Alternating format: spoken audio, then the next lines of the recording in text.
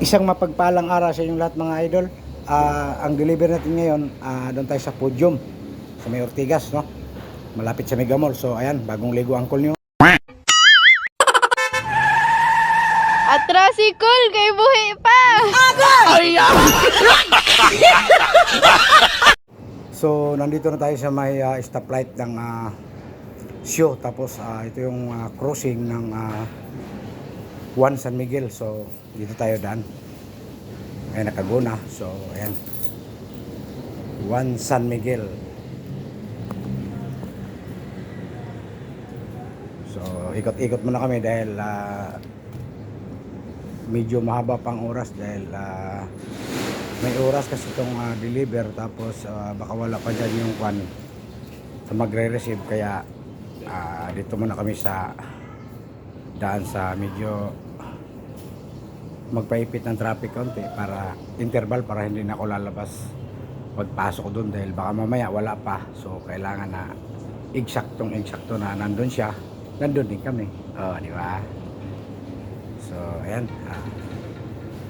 para medyo matagal ng kaunti, dito tayo sa SM, sa Mega Mall tayo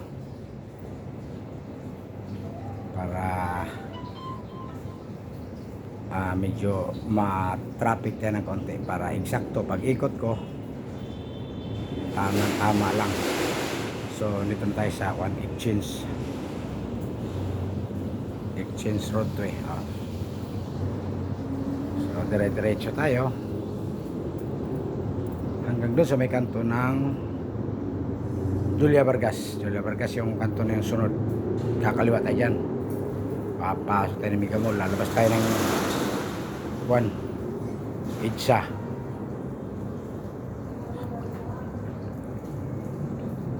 Ayan, medyo stoplight. So hintay tayo saglit. Oops, smile mo na call.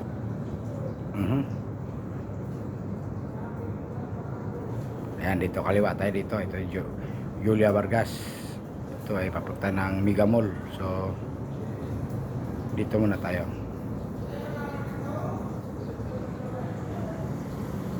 Baka mauna pa kami sa re-receive. So para hindi kami maghantay at hindi rin siya maghantay, so tansyahin namin yung one. So ikot muna kami dito para makapasyal na rin, kaikot-ikot. Okay, diretso tayo. Ito na yung Mega Mall, SM Mega Mall. So lalabas tayo dito tayo sa may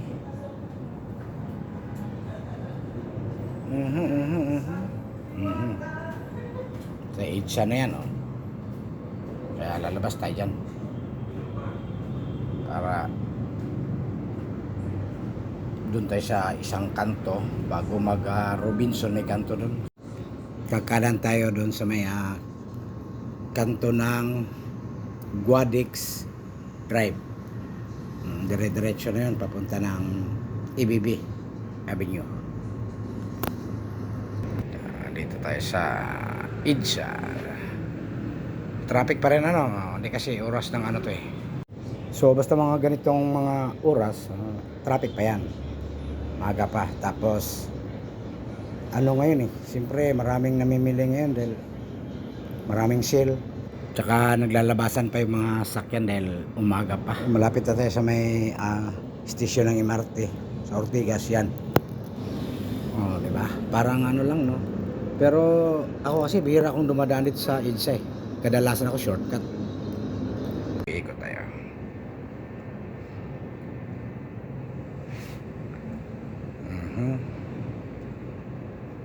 Meron pa rin traffic sa EDSA pero hindi normal lang to. Yan, malapit na tayo dyan sa may station ng MRT. Paglagpas niyan, ayun, may isang kanto. Diyan tayo papasok.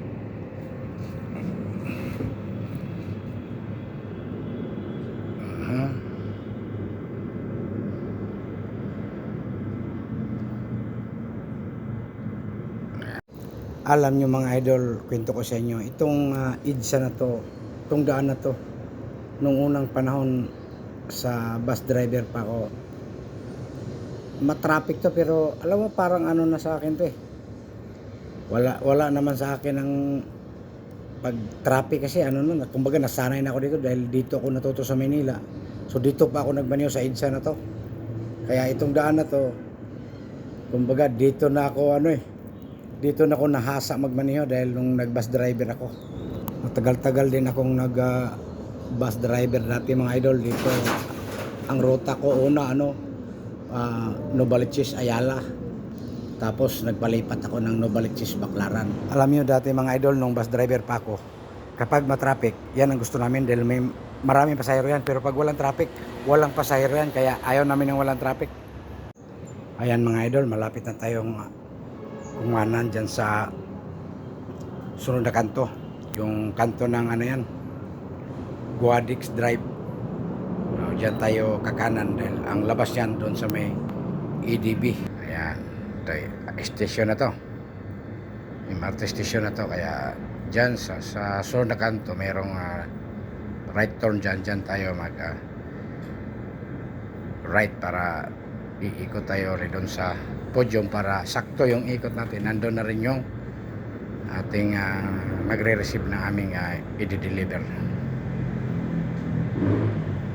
Ayan, maluwag naman yan. Pwede naman ako pumasok pero hindi na ako papasok dyan dahil may mga motor tsaka bike lanes yung gilid eh. Yan na lang yung motor na dumadaan dyan sa bike lane dahil yan talaga sila. Ayan diba? Ang luwag oh. Yun. Ayan, pagkanan din yung na yan, taxi na yan eh. Ayan, dito tayo kakanan.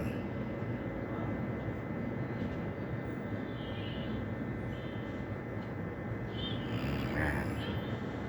Nakakain tayo ng mga ilang minuto. So, tamang-tama yung natin, yung magre-receive ng deliver, nakababa na.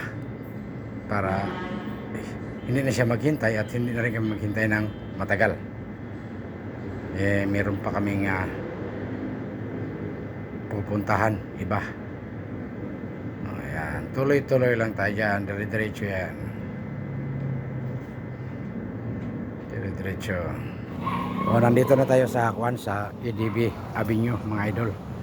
So dire-diretso yun lang to kasi andito lang dan sa bandang kanan yung RDO ng podium. So nag-chat na yata yung magre-receive na papunta na siya doon sa RDO. So diretso na tayo, hindi na tayo iikot para tamang-tama lang. Di sakto lang yung oras na ginawa ko. Umikot muna ako, nagpaipit ko sa traffic, tamang-tama ang pagpunta niya at tama rin yung dating ko na hindi na ako magantay, hindi rin siya nagantay. Kaya kasi alam niyo mga idol, minsan ayaw kong tumambay sa mga RDO, sa mga parking ba. Kasi yan mainit. Grabe ang init. So, siyempre, kahit aircon tong service natin, hindi naman natin pwedeng abusuhin na lagi tayong naka-aircon. So, siyempre papatay natin dahil nakakaya naman sa bus natin. So, mas mainam na nagpapatay ako ng aircon pagdating. So, alam nyo naman, mga parking sa ilalim ng init. Kaya yun yung iniiwasan ko na hindi ako nagtatambay doon sa mga parking. Pagka ganyan ang ginagawa ko, sa labas na lang ako mag-park or saglit na ako doon, lalabas na ako. Mainit hindi ako makapag-relax. Magra-right turn na tayo dito kaya bababa na tayo sa RDO. Kaya nandoon na yung nag-chat na siya na pababa na siya. Di tamang-tama lang ngayon pagbaba namin, di nandun siya. So ayos lang yung hindi siya maghintay sa amin. So ayan dito, pagdating dito bababa ka lang dyan sa pagka yung mga hindi niyo kabisado yung yung mga parking or ayan, may guard naman dyan, ayan, pwede ka magtanong dyan. kung saan. Sa amin kasi RDO ang hahanapin nyo, magde-deliver kami, iba yung kwan. Pag nag-parking ka, iba ang papasukan mo sa RDO. So dito, bababa tayo dito. Dito yung kwan RDO. Yan, baba tayo dyan. Pagkatapos, ayan, dito tayo sa kaliwa. Yan. Tuloy-tuloy lang. Pagdating sa unahan, kanan na naman tayo. At yan. Ayan na ang RDO. So, maghanap na tayo ng parkingan. So, ito na. Mag-park na tayo. So, nandito na tayo mga idol. So, pailaw tayo, no? Kay madilim. So, ayan na. Nakarating na. Tapos, tatawagan ng kasama ko yung magre-receive.